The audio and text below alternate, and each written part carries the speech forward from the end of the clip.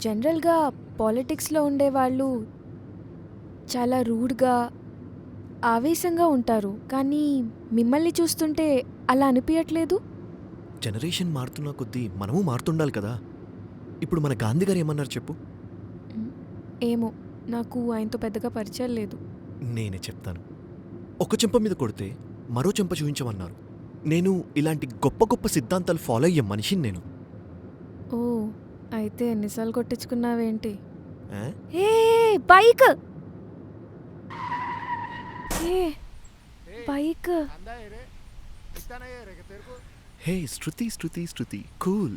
నాకిదంతా మామూలే. Basically we are a politicians. మేము ఇలాంటివి డైలీ చూస్తూనే ఉంటాం. So relax.